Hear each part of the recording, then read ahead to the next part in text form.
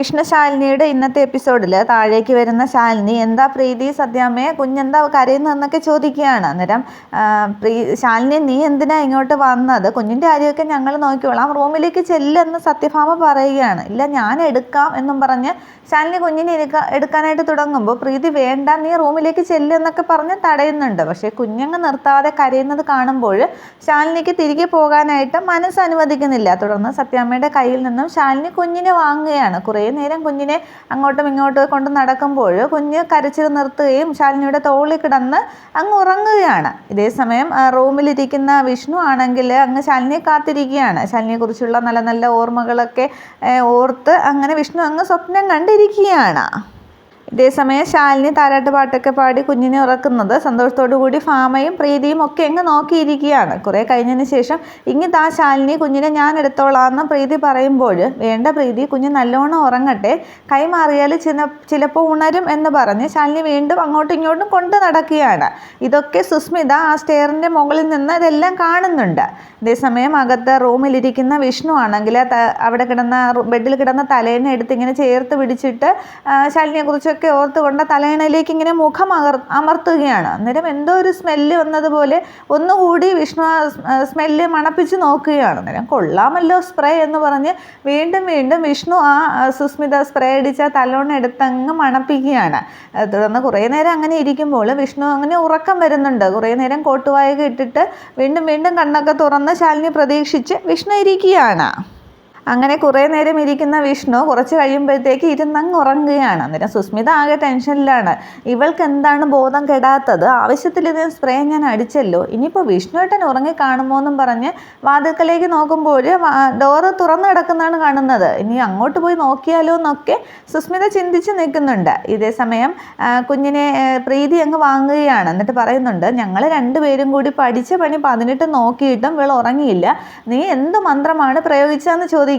അന്നേരം സ്നേഹമാണ് അതിൻ്റെ മന്ത്രം, അത് അവളുടെ കയ്യിൽ ആവശ്യം പോലെ ഉണ്ട് എന്ന് ഭാമ പറയുകയാണ്. തുടർന്ന് പതിയെ പ്രീതി ശാലിനിയോട് പറയുകയാണ് നിൻ്റെ കയ്യിലുള്ള ആ മന്ത്രം ആവശ്യമുള്ള ഒരാൾ മുകളിലിരിപ്പുണ്ട്, വേഗം അങ്ങോട്ട് ചെല്ലുന്നു. അന്നേരം ഒന്ന് പോ പ്രീതി എന്നൊക്കെ പറഞ്ഞ് പ്രീതി നുള്ളുകയാണ് ശാലിനി. അന്നേരം സത്യഭാമ ചോദിക്കുന്നുണ്ട് എന്താ പറഞ്ഞതെന്ന്. അന്നേരം ശാന്തി മുഹൂർത്തമല്ലേ, അതുകൊണ്ട് റൂമിലേക്ക് പോകാനാണ് ഞാൻ പറഞ്ഞതെന്ന് പ്രീതി പറയുകയാണ്. അന്നേരം അതെ അതെ മോള് ചെല്ല് എന്ന് പറഞ്ഞ് ഭാമയും പറയുമ്പോൾ ശാലിനി മുകളിലേക്ക് കയറിപ്പോവുകയാണ്.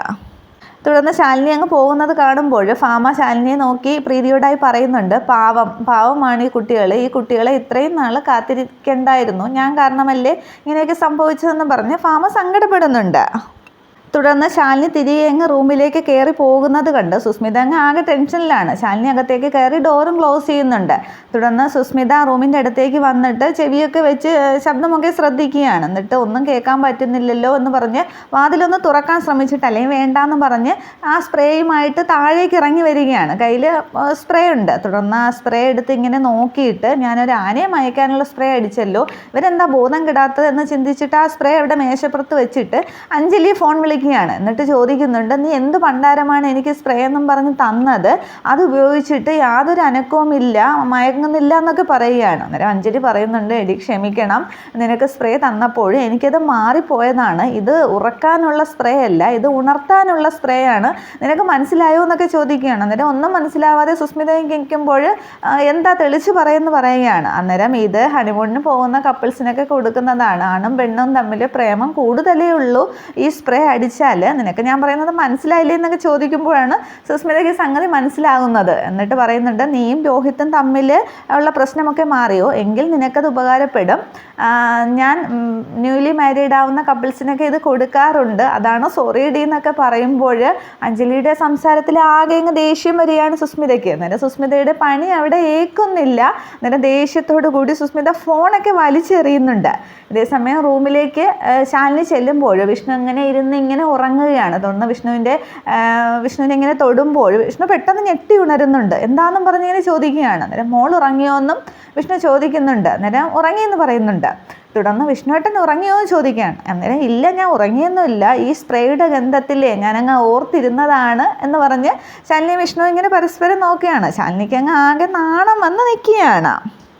തുടർന്ന് നാണിച്ച് നിൽക്കുന്ന ശാലിനിയുടെ അടുത്തേക്ക് വിഷ്ണു ചെല്ലുകയാണ്. എന്നിട്ട് ഇരു തോളിലേക്കും കൈവയ്ക്കുന്നു. ശാലിനിയുടെ കവിളിലൂടെയൊക്കെ ഇങ്ങനെ വിരലോടിക്കുന്നുണ്ട്. ആകെ നാണിച്ച് ശാലിനി ഇരിക്കുകയാണ്. തുടർന്ന് ഒരു പാട്ട് സീനിലൂടെയാണ് അത് ഫുള്ള് കാണിക്കുന്നത്. അകത്തെ സീനും ഒരു കുന്നിൻ്റെ മുകളിൽ രണ്ടുപേരും കൂടി നിൽക്കുന്നതും എല്ലാമൊക്കെ ആയിട്ട്. തുടർന്ന് കട്ടിലേക്ക് ശാലിനിയും കൊണ്ട് വിഷ്ണു വീഴുകയാണ്. തുടർന്ന് അവർ കൈകോർത്ത് പിടിച്ചു നിൽക്കുന്നുണ്ട്. അങ്ങനെ ശാന്തി മുഹൂർത്തം നടക്കുന്നുണ്ട്. അങ്ങനെ ഒരു സീനാണ് കാണിക്കുന്നത്.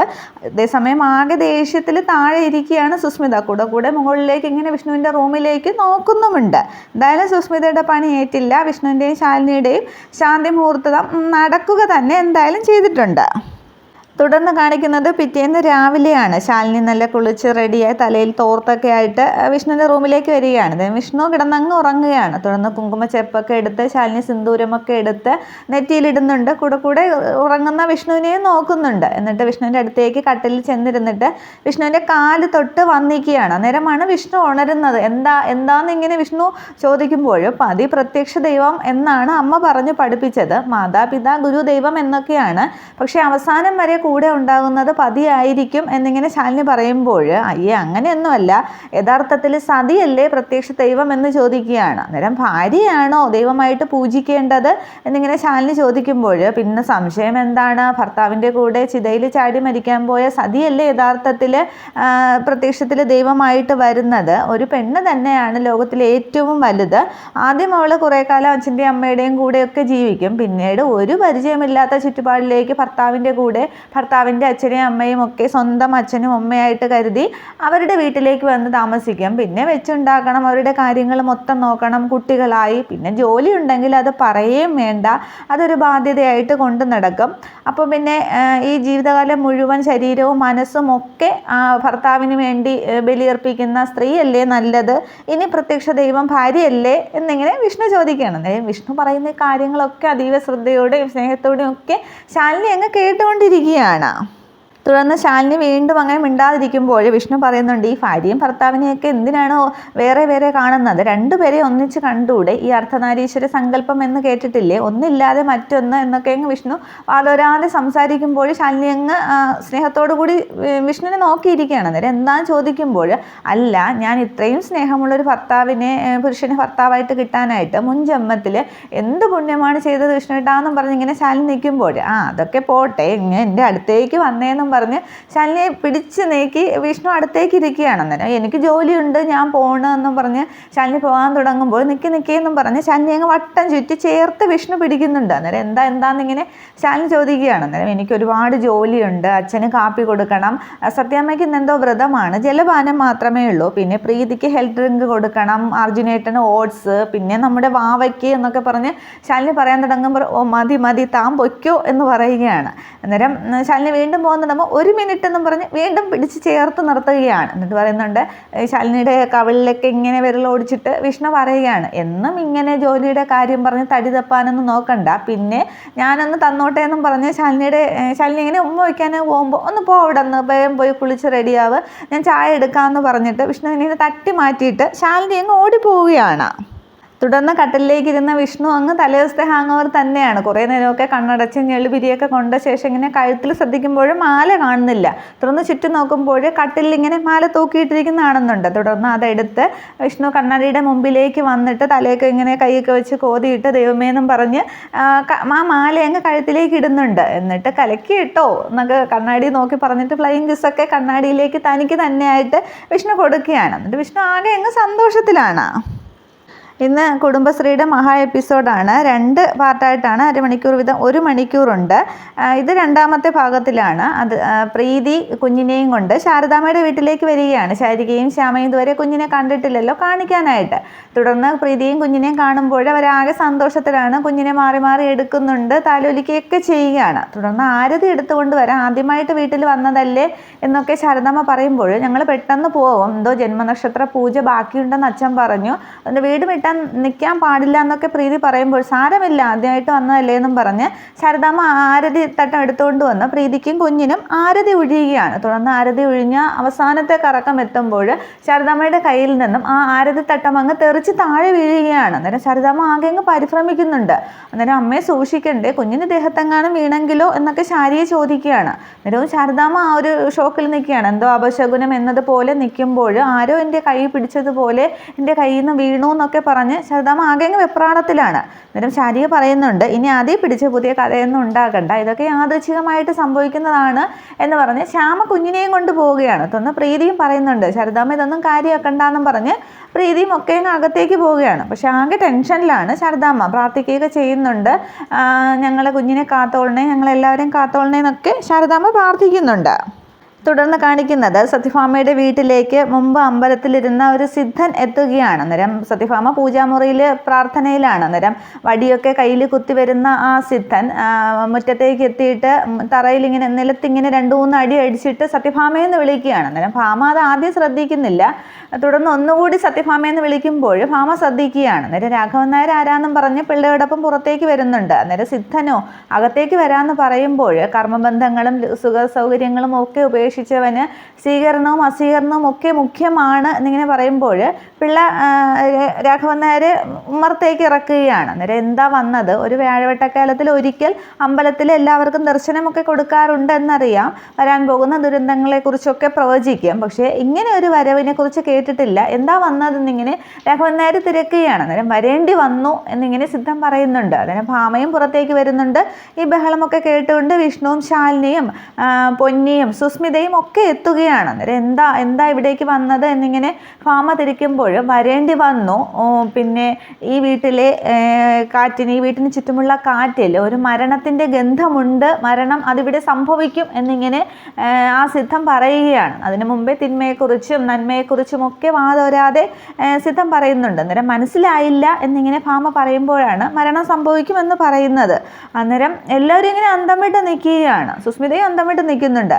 തുടർന്ന് സത്യഭാമയുടെയും രാഘവൻ നായരുടെയും മകൾ പ്രീതിക്ക് ചുറ്റും മരണം ഇങ്ങനെ കറങ്ങുകയാണ്. കാലൻ്റെ പോത്തിൻ്റെ കുളമ്പടി ശബ്ദമൊക്കെ ഞാൻ കേൾക്കുന്നു എന്നിങ്ങനെ പറയുമ്പോൾ എല്ലാവരും അങ്ങ് അന്തം വിട്ട് നിൽക്കുകയാണ്. പക്ഷെ സുസ്മിത ഒന്ന് ആശ്വസിക്കുന്നുണ്ട്, രക്ഷപ്പെട്ടു, ഞാനല്ല എന്ന ആശ്വാസത്തിൽ സുസ്മിത നിൽക്കുകയാണ്. തുടർന്ന് ഇതിന് പ്രതിവിധി ഇല്ലേ എന്നിങ്ങനെ ഭാമ ചോദിക്കുമ്പോൾ വിധിക്ക് അധിപനായതിന് പ്രതിവിധി ഒന്നുമില്ല, പക്ഷേ ഇതിനൊരു ചെറിയ പ്രതിവിധി ഞാൻ എൻ്റെ കണ്ണിൽ കാണുന്നുണ്ട് എന്നിങ്ങനെ സിദ്ധം പറയുകയാണ്. തുടർന്ന് ആകെ അന്തം വിട്ട് വിഷ്ണുട്ടാന്നൊക്കെ വിളിച്ചങ്ങ് പേടിച്ച് ശാലിനി നിൽക്കുകയാണ്. വിഷ്ണുവും ആകെ പതറി നിൽക്കുകയാണ്.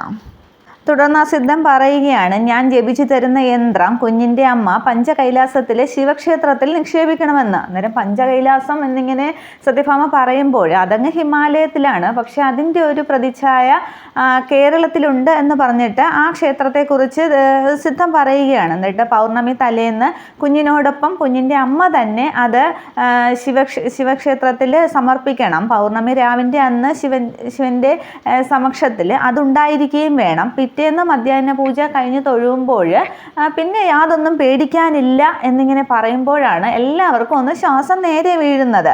തുടർന്ന് സിദ്ധൻ തൻ്റെ സഞ്ചിയിൽ നിന്നും ആ ഒരു യന്ത്രം എടുത്തിട്ട് സത്യഭാമയ്ക്ക് കൊടുക്കുകയാണ്. എല്ലാ ദൈവങ്ങളെയും മനസ്സിൽ വിചാരിച്ച് വാങ്ങിച്ചുകൊള്ളാനൊക്കെ പറയുന്നുണ്ട്. ഇതിനിടയ്ക്ക് കുറേ തത്വങ്ങളൊക്കെ സിദ്ധൻ ഒരുപാട് പറയുന്നുണ്ട്. ഇതിനിടയ്ക്ക് ഇവരിങ്ങനെ സംസാരിക്കുന്നതിനിടയ്ക്ക് കാറിൽ സഞ്ചരിക്കുന്ന പ്രീതിയെയും കുഞ്ഞിനെയും കാണിക്കുന്നുണ്ട്. ശാരദാമ്മയുടെ വീട്ടിൽ നിന്നും തിരികെ ഇങ്ങോട്ട് വരുന്നതാകാം. തുടർന്ന് അത് നീട്ടിക്കൊണ്ട് സിദ്ധം പറയുന്നുണ്ട്, എന്തൊക്കെ വിഘ്നങ്ങളും തടസ്സങ്ങളും ഒക്കെ ഉണ്ടായാലും എന്ത് ത്യാഗവും സഹിച്ച് ഈ പൗർണമി രാവിലെ ഇത് ശിവക്ഷേത്രത്തിലെ ആ കൈലാസത്തിൽ ഉണ്ടായിരിക്കണം എന്ന് പറഞ്ഞ് ഭാമയ്ക്ക് നേരെ ഇങ്ങനെ നീട്ടുകയാണ്. അന്നേരം ശാലിനിയോട് മോളെ ഇത് വാങ്ങിച്ചു എന്ന് ഭാമ പറയുകയാണ്. തുടർന്ന് ശാലിനിയ സിദ്ധൻ്റെ കയ്യിൽ നിന്നും ആ യന്ത്രം വാങ്ങുന്നുണ്ട്.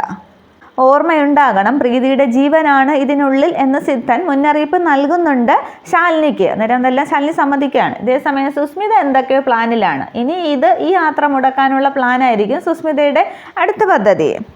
തുടർന്ന് ഭാമ പറയുന്നുണ്ട്, പ്രീതി കുഞ്ഞിനെയും കൊണ്ട് പോയിട്ട് ഒരുപാട് നേരമായല്ലോ, നീ അവളെ ഒന്ന് വിളിക്കുമെന്ന് വിഷ്ണുവിനോട് പറയുകയാണ്. തുടർന്ന് വിഷ്ണു പ്രീതിയെ വിളിക്കുമ്പോൾ പ്രീതി ഫോൺ നോക്കുന്നുണ്ട്. വിഷ്ണുവേട്ടനാണല്ലോ എന്ന് പറഞ്ഞിട്ട് പ്രീതി ഫോൺ എടുക്കുന്നില്ല. സംഭവം പ്രീതി ഇങ്ങനെ എത്താറായി കഴിഞ്ഞിരുന്നു.